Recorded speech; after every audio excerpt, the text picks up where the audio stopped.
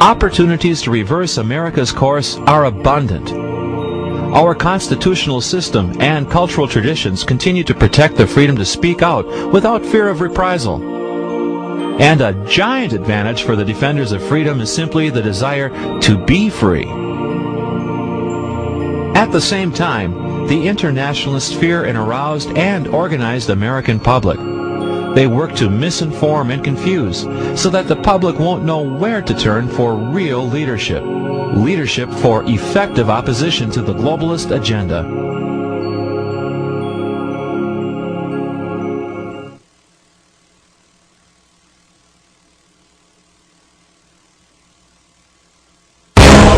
Rather than cutting at the ever-expanding branches of UN programs, wielding a sharp axe to the root of the UN tree would assure a more permanent result. In this case, the root of that tree is United States membership in the UN. U.S. withdrawal would stop the UN's subversion of our nation and ultimately cause the UN to wither and die. Serving as the axe is the House of Representatives.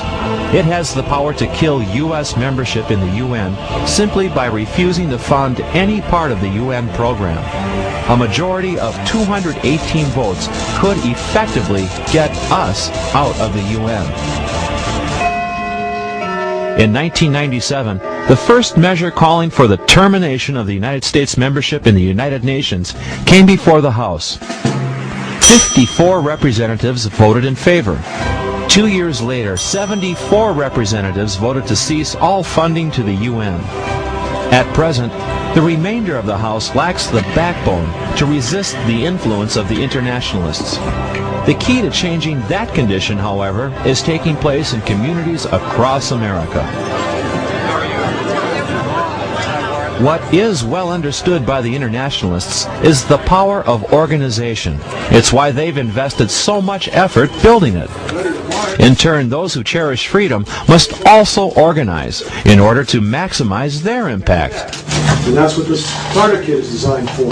Vice President of the John Birch Society, Tom Gow. Congressmen are focused on job security and getting reelected. And the Founding Fathers intended it that way when they set up the House of Representatives, to be responsive to the American people in their local communities. And the internationalists know that, and that's why they've invested so much time in trying to gain influence in the organs of mass communication so they can influence that public opinion. And it's very difficult for the congressmen to fight that influence, fight the heat and the emotion that's generated in the nightly news and whatnot, unless they have some means or see a voice for sanity that's reaching their constituents. And that's one of the roles of the John Birch Society, or a primary function of the John Birch Society, is to provide that voice. Informed constituent pressure is essential in order for Congress to sever UN ties. CEO of the John Birch Society, G. Vance Smith. We have a great campaign.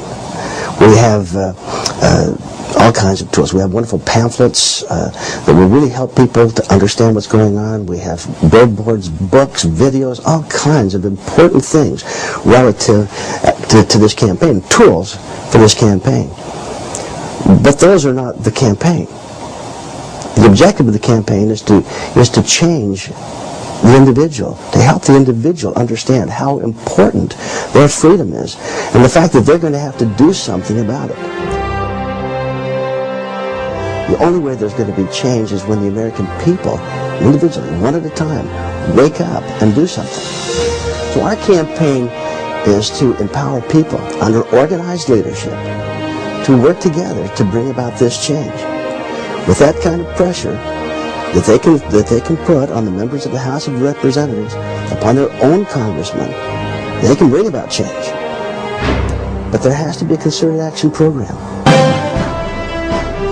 Ultimately, the outcome is determined by the inspired action of individuals across this great land. We really need the American people, while there is still time, to stand up for freedom and to stop the plans of the United Nations, and in fact to get us, the United States, out of the United Nations.